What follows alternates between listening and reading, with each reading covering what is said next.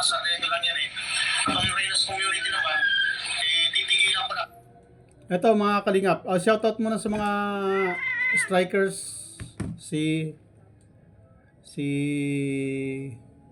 Maring Hayat Zamora, si Maring Cell TV, Maring Balat Bagsik, at saka si Sis Hasa, tsaka kay Pogi for Life, yan, mga kapwa ko strikers yan, shoutout sa inyo. Kay Mampara, yan, kay Miss Jacqueline Docusin, shoutout sa inyo dyan. Sino pa ba? Kay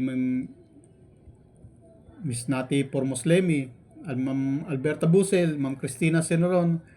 Shoutout sa inyo lahat dyan. Yung iba, hindi ko nabanggit. Pasensya na kasi medyo maano pa yung memorya ko ngayon eh. Puyat ako sa biyahe. At eto si Pisot. Reaction na natin. Dahil ito kinokontent ako, ayaw kong tigilan, sila tinitigilan ko na, kasi wala nga kwenta. Ang kaso, pinapalabas na hindi ko raw sila kaya. Pakinggan natin ha. Kasi ganun din, puro mga karasado na, si Juan, si Rowinim, si Ian, lahat ng mga karapapatay. Hindi mo kasi kami kaya. Ano ba na? No. Hindi ko raw sila kaya. Ibig sabihin, anong ibig niya sabihin na hindi mo kami kaya? Ibig sabihin, kami, sabi mo, hindi mo kami kaya. Ibig sabihin, marami kayo. Laban kay Federico Santos. Yung mga kapwa ko strikers, may kanya-kanya kaming, may kanya-kaming ginagampanan naman dito eh. Hindi naman kami isa ng kalaban, isa ng ng tinatapik. Ako, sabi ko nga sa kanila, ipaubaya na kayo sa akin. Sila, minimerienda lang nila kayo. Pero ang pangunahin talagang dapat lumaban sa inyo, ako. Kasi, ako ang nagkusang magtoka sa inyo ng sarili ko. Kaya sabi ko sa inyo, relax lang kayo dyan sa Kalingap. Dyan lang kayo. Mga strikers, dyan lang kayo mag-focus sa Kalingap. Ito, paubayan nyo na sa akin ng anti-Kalingap kasi kayang-kaya ko to. Pero, sabi nga nung iba, tanta na ko na, huwag ka nang pansinin. Kaya lang, ginawa ko na yun. Kaso, wala. Ayaw tumigil. Kahit hindi ko pinapansin. Banat ng banat. Pasko't bagong taon. Kahit wala ako. Tumitirada. Sabi ko, pansinin ko na. Kasi lumalabas. Pagka hindi ko sila pinapansin, hindi ko sila ayun nga, pinapalagay niya na hindi ko sila kaya. Kaya ayaw kong patulan. Di ngayon, papatulan ko na. At ang pagkakasabi mo na kami, ibig sabihin marami kayo. Ngayon, kung marami kayo, at mga veterano kayo, bakit nandirito pa si Federico? Kung talagang hindi ko kayo kaya, dapat lupasay na ako. Hilahod na sana ako, wala na ako dito. Hindi na sa ako makakarebat sa inyo. Hindi ko na kayo sana mapapansin. Ngayon, pinapansin ko kayo kasi, ayan, ipapapansin kayo eh. Tinitrigger nyo ako eh. Gusto yung patulang ko kayo para pagkakitaan nyo ako. Malabo kayong kumita sa akin. Ako kikita sa inyo. Kasi hindi ako mawawala ng content sa inyo. At madadali ko kayo sa dami ng komersyal na ibabato sa akin ng YouTube. Bibigyan ako maraming komersyal dahil sikat ako sa inyo. Dahil lagi ako nasa thumbnail ninyo. Lalo ako marirecognize ni YouTube. At sino ang pagkakakitaan ngayon? Kikita kayo sa akin o kikita ako sa inyo? Sa dami ng ads na tatanggapin ko. Tumigil nga kayo dyan. Jeng, tigilan mo nga yan. Ngayon, sinasabi mong hindi ko kayo kaya. Paano mo nasabi hindi ko kayo kaya? Ikaw, Pisot? Hindi kita kakayanin? Teka nga, pakinggan niya natin kung hindi nga kita kakayanin. Man yung Tatang Pedring. Tatang Pedring. Tingnan mo nga yung forma ko. At tingnan mo yung forma mo. Kung sino sa atin ang mukhang tatang. Ako, ganito ako. Hindi pa ako naglalabatiba. Ikaw, ang bata mo pa, ilang taong ka? 37? Wala ka pa yatang 40. Pero nilalabatiba mo na ilong mo. Alam ba ang labatiba ginagamit sa puwet? Pagka mayroong taong hindi matae, sinusundot ng labatiba ang puwet. Eh bakit ikaw? Ang bata mo pa, nilalabatiba mo na yung ilong mo. Ngayon lang ako nakakita ng tao sa live, naka-livestream, naglalabatiba ng ilong. Bakit mo nilalabatiba ilong mo? 'Di ba? Ang taong hindi matae, nilalabatiba sa puwet.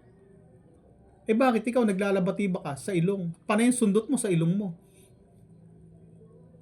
Ibig sabihin, hindi ka na makahinga. Kaya nilalabatiba mo ang ilong mo.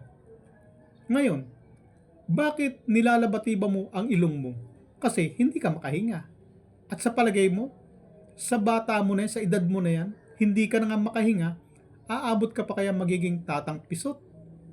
Eh buti ako, umabot sa tatang pedring. Eh ikaw, sa itsura mo na yan, na nilalabatiba mo na ang ilong mo dahil hindi ka makahinga, aabot ka pa kaya ng maging tatang pisot? Kaya ako nasabing nilalabatiba mo ilong mo, panay yung sundot mo sa ilong mo. At dahil panay yung sundot mo sa ilong mo, hindi ka na makahinga. Tulad ng nilalabatiba sa puwet, hindi matae, ikaw, ibig sabihin, nilalabatiba mo ilong mo, hindi ka makahinga. Sa palagay mo, ilang taon na lang kaya abutin mo, hapisot. Hindi ka na nga makahinga. Kaya nilalabatiba mo na ilong mo. No, sige nga, tuloy nga natin. Hindi mo kasi kami kaya. Lalo na si Kapesot. Oy, hindi ko sila kaya, lalo na si Kapesot. Anong hindi ko kakayanin sa'yo? Eh mukhang ikaw nga hindi mo na kayang huminga. Kailangan mo na labatibahin ang ilong mo. Kailangan mo na labatibahin ang ilong mo. Pisot, hindi kita kakayanin o hindi mo na rin kakayanin huminga pa ng matagal. Nilalabatiba mo na nga yung ilong mo. Panay ang sundot mo sa ilong mo. At ang daming naniniwala pa sa'yo.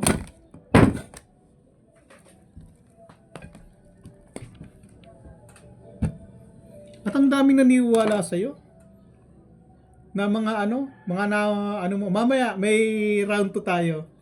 Para doon naman sa mga sa mga sponsor mo na yung mga nagpapalipad sa iyo, na mga nauuto mo na ikaw ay isang na ikaw ay isang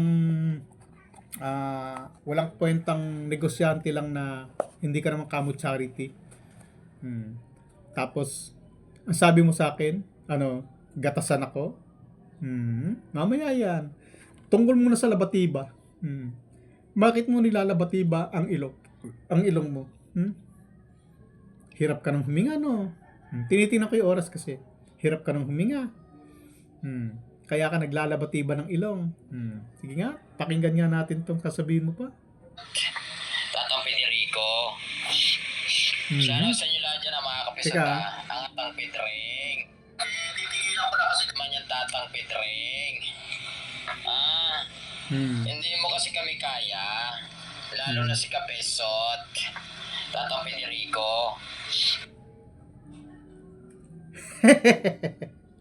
Ayan, si Boy Labatiba. Labatibahin mo ilong mo. Shoutout sa inyo. Narinig yung hinga?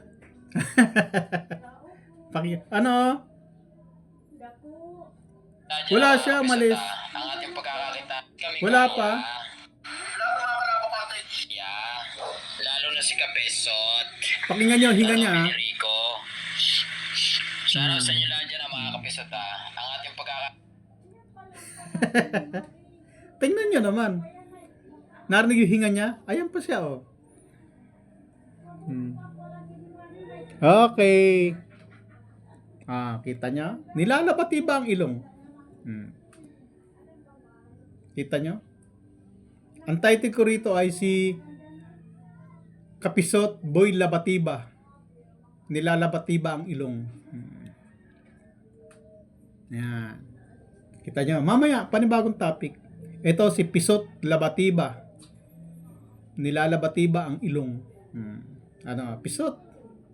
Ayos ba tayo dyan? Nakita nyo? Nilalabatiba ang ilong niya. Hirap ng huminga. Kung makatatangpid rin sa akin, wagas. Ikaw, magiging tatang pisot ka ba? Eh, yan na hirap ka ng huminga. Sumisinghot ng labatiba. Yan. Paano mga kalingap? Sige, gawin natin 15 minutes. Tuloy pa natin. Kitaan ngayon ay walang iba kundi ang matandang hangal na ito. Matandang hangal. Hoy, boy labatiba. Hanggang kailan mo lalabatibahin yung ilong mo? Matandang hangal. Kanino ginamit yung salitang hangal? Sa akin kayong salita yan. Yung malasado, hangal, sa akin nagsimula yung mga salita na yan at ginagamit mo sa akin. Gaya-kaya ka lang, boy. Boy labatiba. Title ko sa iyo ngayon ay Pisot, Boy Labatiba. Nilalabatiba ang ilong. Paano? Mamaya naman. Babay muna.